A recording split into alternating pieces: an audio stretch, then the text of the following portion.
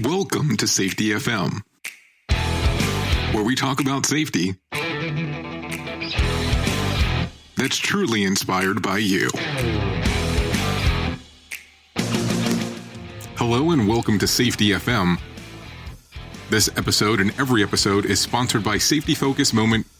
They are consultants that will help your company and organization to get to the safety culture that you've been looking for. You can find out more information about Safety Focus Moment at their website at safetyfocusmoment.com. Hello and welcome to Safety FM. Today we're going to have a discussion about behavior-based safety for supervisors. We talk about leadership, we talk about management, but we have not focused on supervisors. They're middle management that goes out there and speaks to your employees and team members, and also are the conduit between your line level employees and your upper management. Let's focus today on behavior-based safety for supervisors. So as we focus today on safety supervisors, we need to understand that they have some of the strongest, most viable information that ends up occurring in your organization. So the first thing that the supervisor should know is, why do employees engage in at-risk behavior? When the supervisors are out in the field, they have to keep in mind that line-level employees, depending on how their setup is, they want to get the job done fast. Sometimes that means they might be able to go home quicker. Sometimes the perception could be that it is low risk what they're doing to cut corners. Maybe they just have the nothing's going to happen attitude in regards of, hey, we've done this before, we've done it 1,000 times this way, and nothing has happened, so why is something going to happen today if nothing has happened before? This is why we need to reinforce that they're not doing at-risk behaviors. Sometimes the employees have lack of awareness of what risk they're actually taking, and we tend to forget that as supervisors or managers or leadership. One of the first things a supervisor should focus on is the ABC model, and it should be something that is brought up inside of meetings, discussions that's being had with employees about understanding accidents, antecedent, behavior, and consequences. The A stands for antecedent, that prompt people to act in a certain way. B stands for behavior, is defined as the action you can see someone doing, okay? Because that makes it a little bit more visible on what they're doing and what activities they're interacting with. And the letter C stands for consequences. That will happen after X behavior, which we'll talk about as we go a little bit further on. So antecedents prompt people to act, perceive the behavior, communicate the information, work best with consequences, and then will only work in short term if there is no consequences. Antecedents can be a person, place, thing, event that could get the behavior started. Keep those things in mind. So essentially there's those items that will cause the behavior to occur. So think about it that way. Consequences, stronger than antecedents. Consequences have a negative connotation to them. Positive consequences change behavior. Consequences strengthen or weaken a behavior. And keep in mind that there's normally about 4 categories when it comes to consequences. Punishment, getting what you don't want. Criticism, injury, written warning, stops and unwanted behaviors. Extinction is not getting what you want. It's no recognition, no acknowledgement. Often decreases wanted or safe behaviors, can cause safe performers to slip. So let's talk about this a little bit more structured here. You have to keep in mind that when you're having your supervisors go out and have these conversations with your line level employees and team members, that they need to focus on behavior modification. The behavior modification comes from how the supervisor will approach someone, how the team member will take the information, and what is the tone, what is the body language, and these are the things that need to be focused on.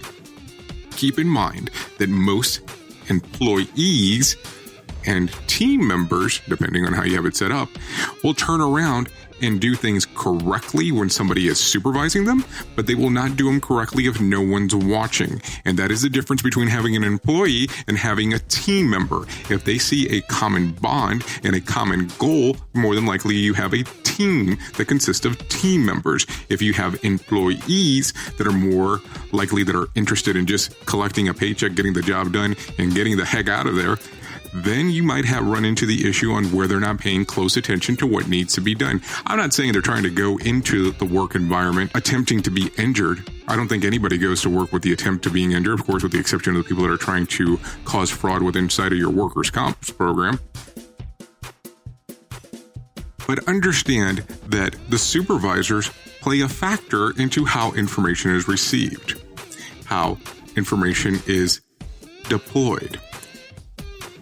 You can have upper management, upper leadership talk to your supervisors, but they essentially have a lot of pull on how that information is portrayed into the field. So how you treat your supervisors will play a big factor on how your supervisors will treat your employee/team member. Try to avoid the negative reinforcement approach with your supervisors and have your supervisors not do the same thing in regards with that approach. If you are not getting what you want, do not come in with the hammer and say, hey, this is what needs to be done, and if you don't do it this way, this is what's going to happen to you. There's a better approach to these things. Avoid criticizing the employee/team member in public. Doing unpleasant things in a general setting or referencing, hey, you did this wrong in front of a group of people, that's probably not the best approach on you actually getting what you want from your team members. Don't tell them, hey, if you don't do this, we're going to write you up. We're going to terminate you. If you do this kind of management style, you're not going to have a team. You're going to have employees. Keep in mind that supervisors will lead that group. So if the supervisors do a certain thing when nobody else is watching, meaning the upper management or the upper leadership, then you have to understand that the employee/team members will always follow that. As I continue on, I'm going to reference team members as something positive, and when I reference to employees, you're going to be a negative condensation to some extent when it comes to that. So positive reinforcement. Acknowledge your team when something goes correctly.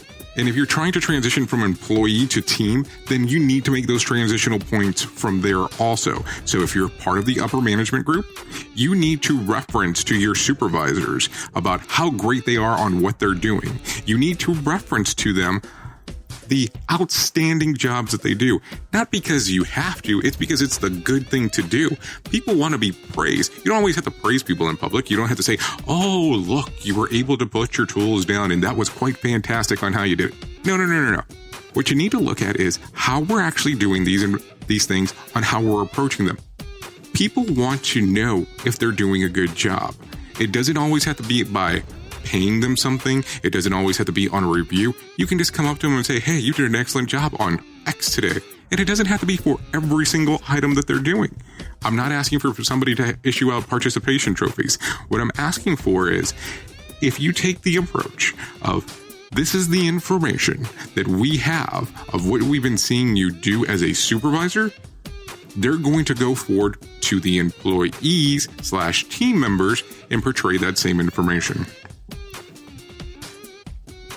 If you recognize that behavior on them doing something good, it will maintain and potentially increase that behavior. It will also show that you approach them because of the effort that they have put out. The behavior will occur more and more frequently. The next thing that needs to be done is we need to examine those behaviors. If you see something that went awry or went incorrectly, we need to see what occurred to cause that to happen. It can't just be the information of, it happened and we're just going to sweep it under the rug here and not pay attention. Results of the consequences occurred because of X. Then we need to see how the employee/team member is receiving the information on when you're actually giving them this information. The other portion, then you'll notice if you're tracking your trends, if there's an increase or a decrease in those behaviors that cause the potential consequence. Now, there are different types of strengths when it comes to consequences. There's the positive type and there's the negative type. There's the ones that are there's the type that's immediate consequences, or there's the ones that will occur in the future.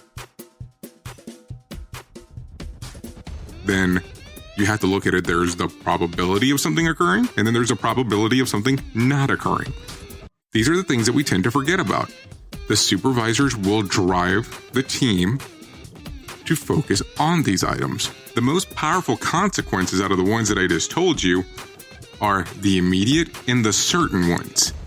And then you just keep in mind that the moderately powerful one is either the immediate one or certain, depending on how you want to look at it. And then the least powerful is the future, because you never know what's going to occur down the road. You can't sit there and say, hey, I know for certain that this is going to occur. If you can do that, you're definitely in the wrong business.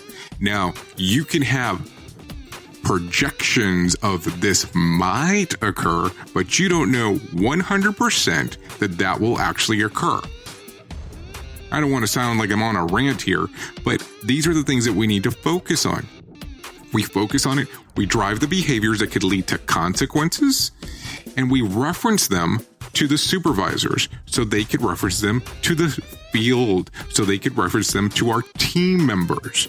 And yes, from time to time, they will reference them to employees, people that were trying to transition from employees to team members. Keep in mind, based on the information that I gave earlier about the ABC, this is what we want to look at in regards of behaviors when we're analyzing something. Analysis can help you determine why work behavior is occurring and steps necessary to correct the behavior.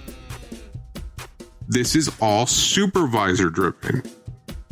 The supervisor can determine on if the person, if needed, is having to wear PPE, if they don't need to be wearing PPE, depending on the job that they're doing. Car crashes don't happen in slow motion. They happen fast. In a crash, there's no time to check if your child's in the right car seat. Don't think you know. Know you know. Visit safercar.gov/the right seat. A message from the National Highway Traffic Safety Administration and the Ad Council. Safety FM, changing safety cultures one broadcast and one podcast at a time.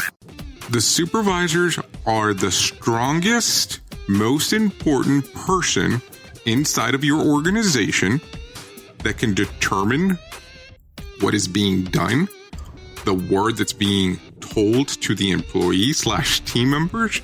So you have to understand that they have a lot of power because they are the middle person right there. I know I've said that multiple times already. I want to focus on how important they are because we tend to forget as leadership and managers what factor the supervisors play with your employees, play with your team members.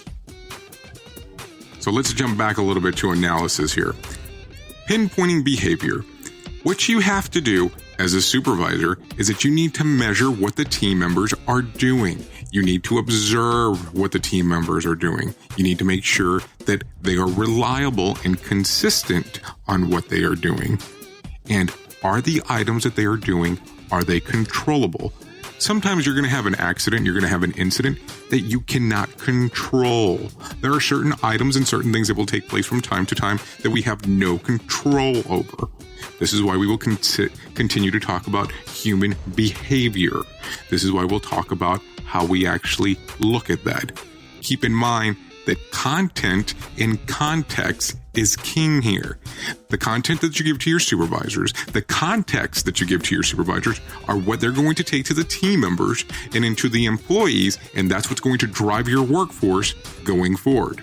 Behavior observations always need to be done in a checklist. You need to have words that reference what you're seeing. The observation, what particular items are pinpointing that you're looking at in particular. Was it safe what they were doing? Was it unsafe what they were doing? Is it positive? Is it corrective? Or if it's something that needs additional comments on. What we tend to forget is that when we send supervisors out there, we sometimes give them enough power to do their job, but sometimes we don't give them enough power to do their jobs. From a standpoint of talking and rule enforcing and information, they're able to do a lot more than what we think. But at the same time, sometimes we don't give them the tools to do their job correctly. And when you run into that issue, you're shooting them essentially in the knees, meaning you're not giving them enough power to do what needs to be done. If you follow this formula where you're observing the behavior and you're writing this down, you want to keep this in a record. You want to analyze what they have done. You want to use something that's objective, some kind of measurement that you can go back to and relate to if you have these issues. Measures and safety process, not just results. So you want to see employee X was doing this and they did this correctly. This was a result. But what process did they do to get this correct result? As you're capturing this information, give feedback to the employee. If they need to make a small improvement, let them know. If they're doing excellent, let them know. They will become more of a team member if you let them know what they're doing correctly. Be specific about the performance as it becomes positive reinforcement. I believe in positive reinforcement. I have never been a huge fan of constructive criticism because those are oxymorons. Constructive criticism. They just don't seem to work out in my head. Positive verbal feedback. This is something that's crucial as a supervisor that you need to give to the team member. Be very specific and be very sincere.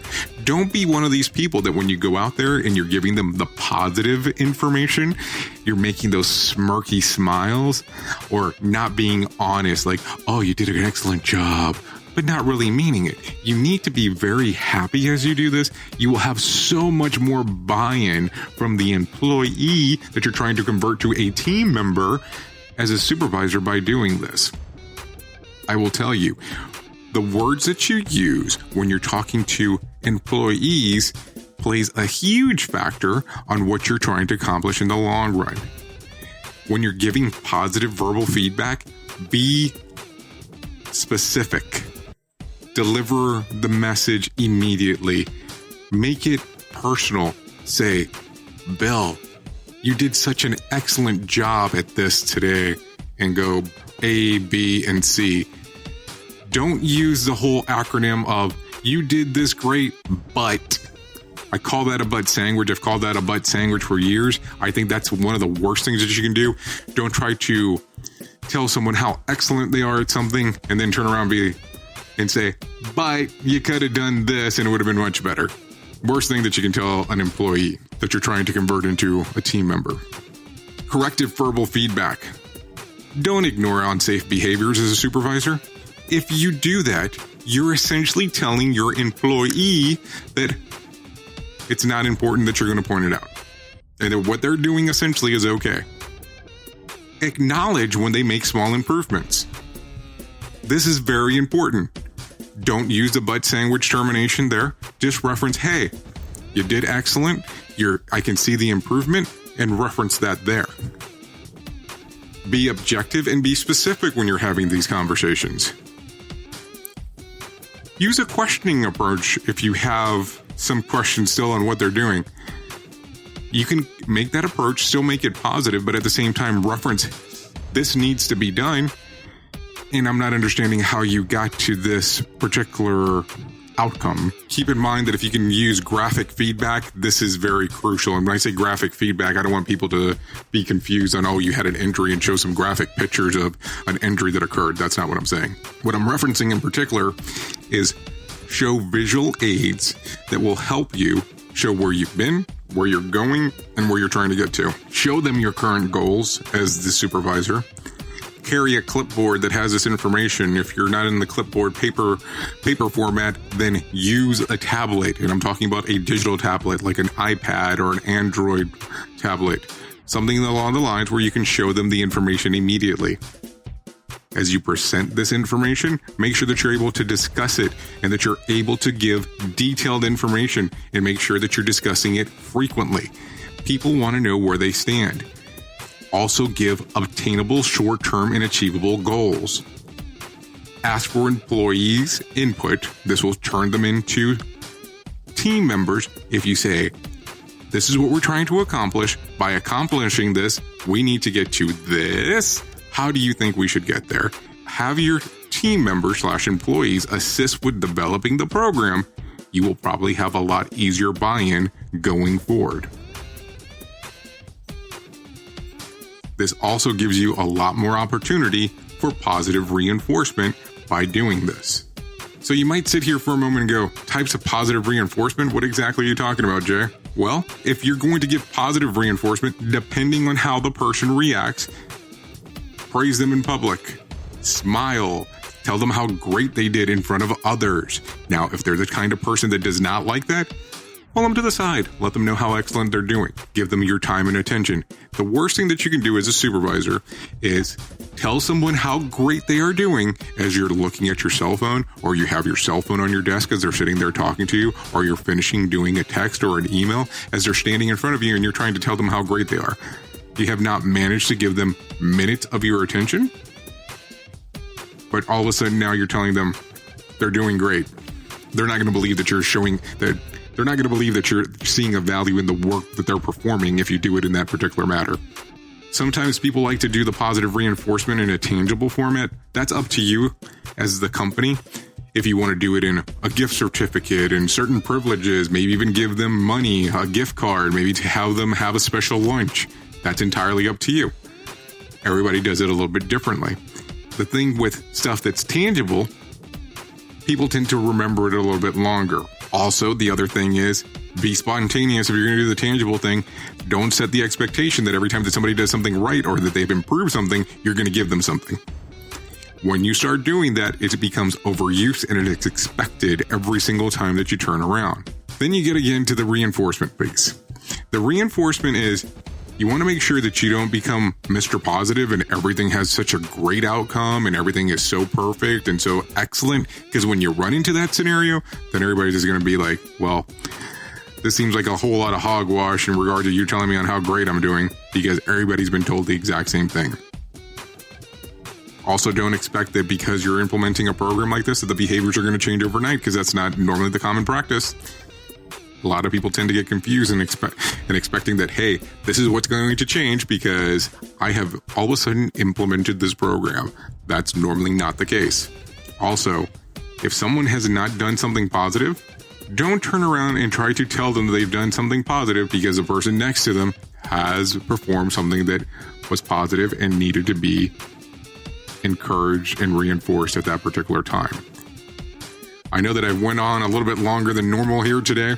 Also, I just want to make sure that we do focus on how important our supervisors are out there in the field, because I think sometimes we tend to forget those.